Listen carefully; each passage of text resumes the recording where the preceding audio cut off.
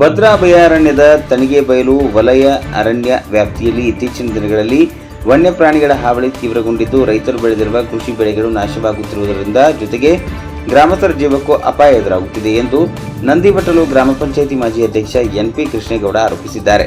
ತಣಿಗೇಬೈಲು, ನಂದಿಬಟ್ಟಲು, ತಿಮ್ಮನಬೈಲು, ಹುಣಸೇಬೈಲು, ಜೈಪುರ, ಜಮ್ಮಾಪುರ, ಸಿದ್ದರಹಳ್ಳಿ, ಮಲ್ಲಿಗೇನಹಳ್ಳಿ ಹಾಗೂ ತ್ಯಾಗದ ಭಾಗಿ ಗ್ರಾಮಗಳ ವ್ಯಾಪ್ತಿಯಲ್ಲಿ ಹುಲಿ, ಚಿರತೆ, ಕಾಡಾನೆ, ಕಾಡುಕೋಣ ಸೇರಿದಂತೆ ವಿವಿಧ ವನ್ಯ ಪ್ರಾಣಿಗಳು ಹಗಲು ಹೊತ್ತಿನಲ್ಲೇ ಗ್ರಾಮಗಳಿಗೆ ನುಗ್ಗುತ್ತಿದ್ದು, ಇದರಿಂದ ಅಡಿಕೆ, ತೆಂಗು, ಕಾಳುಮೆಣಸು, ಕಾಫಿ, ಭತ್ತ, ರಾಗಿ, ಶೇಂಗಾ, ಜೋಳ, ಆಲೂಗಡ್ಡೆ, ಬಟಾಣಿ ಸೇರಿದಂತೆ ವಿವಿಧ ಬೆಳೆಗಳನ್ನು ತಿಂದು ತುಳಿದು ಅಪಾರ ಪ್ರಮಾಣದಲ್ಲಿ ಹಾನಿ ಉಂಟು ಮಾಡುತ್ತಿವೆ ಎಂದು ಅವರು ದೂರಿದ್ದಾರೆ.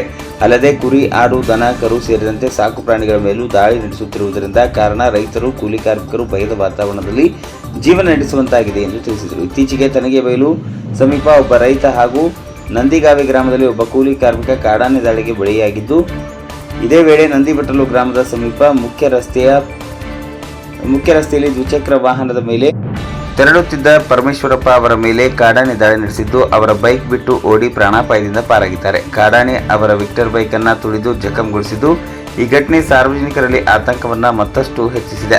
ಈ ಭಾಗದಲ್ಲಿ ಕಾಡಾನೆಗಳ ನಿರಂತರ ಸಂಚಾರದಿಂದ ಗ್ರಾಮಸ್ಥರು ರಸ್ತೆಗಳಲ್ಲಿ ಸಂಚರಿಸಲು ಹೆದರುವ ಪರಿಸ್ಥಿತಿ ನಿರ್ಮಾಣವಾಗಿದ್ದು, ಅರಣ್ಯ ಇಲಾಖೆ ವನ್ಯಪ್ರಾಣಿಗಳ ಹಾವಳಿಯನ್ನು ನಿಯಂತ್ರಿಸಲು ಪರಿಣಾಮಕಾರಿ ಕ್ರಮ ಕೈಗೊಳ್ಳಬೇಕು ಎಂದು ಸ್ಥಳೀಯರು ಆಗ್ರಹಿಸಿದ್ದಾರೆ. ಈ ನಡುವೆ ತಣಿಗೇಬೈಲು ವಲಯ ಅರಣ್ಯ ವ್ಯಾಪ್ತಿಯಲ್ಲಿ ಆನೆ ಕಾರಿಡಾರ್ ನಿರ್ಮಿಸುವ ಕುರಿತು ಅರಣ್ಯ ಇಲಾಖೆ ಸಿದ್ಧತೆ ನಡೆಸುತ್ತಿದೆ ಎಂಬ ಮಾಹಿತಿ ಲಭ್ಯವಾಗಿದ್ದು, ಇದಕ್ಕೆ ಸ್ಥಳೀಯ ರೈತರು ತೀವ್ರ ವಿರೋಧ ವ್ಯಕ್ತಪಡಿಸಿದ್ದಾರೆ. ಈಗಿರುವ ಕಾಡಾನೆಗಳ ಉಪ್ಪಟಳವನ್ನೇ ತಡೆದುಕೊಳ್ಳಲು ಸಾಧ್ಯವಾಗುತ್ತಿಲ್ಲ. ಇಂತಹ ಸಂದರ್ಭದಲ್ಲಿ ಆನೆ ಕಾರಿಡಾರ್ ನಿರ್ಮಿಸಿ ಬೇರೆ ಪ್ರದೇಶಗಳಿಗೆ ಕಾಡಾನೆಗಳನ್ನು ಇಲ್ಲಿ ಸ್ಥಳಾಂತರಿಸಿದರೆ ಗ್ರಾಮಸ್ಥರ ಬದುಕು ಇನ್ನಷ್ಟು ದುಸ್ತರವಾಗಲಿದೆ. ಯಾವುದೇ ಕಾರಣಕ್ಕೂ ಈ ಭಾಗದಲ್ಲಿ ಆನೆ ಕಾರಿಡಾರ್ ನಿರ್ಮಿಸಲು ಅವಕಾಶ ನೀಡುವುದಿಲ್ಲ ಎಂದು ತಣಿಗೇಬೈಲು ಗ್ರಾಮದ ರೈತ ಹನುಮಂತಪ್ಪ ಎಚ್ಚರಿಕೆ ನೀಡಿದ್ದಾರೆ. ವರದಿ ಪ್ರದೀಪ್ H.E. ತರೀಕೆರೆ.